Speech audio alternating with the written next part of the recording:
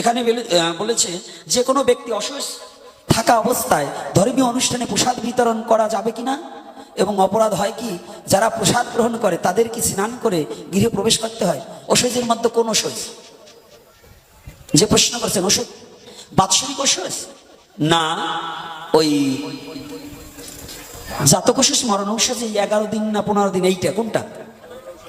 হ্যাঁ, আচ্ছা, মরণ ঔষধে কারা প্রসাদ দেবে? স্নান করে তার প্রসাদ খেলে তার হাতে স্নান করতে হবে এটা কথা নয়।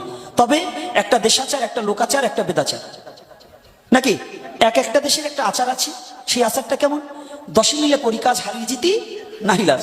ওই দেশে যদি বলা হয় যে না, ঔষধ অবস্থায় প্রসাদ বিতরণ করা বৈধ নয়, তাহলে এটা তার মেনে নেওয়া কর্তব্য, কারণ 10-এর শান্তির জন্য আমার এটা করা, আমি প্রসাদ দেবো না। কিন্তু সে প্রসাদ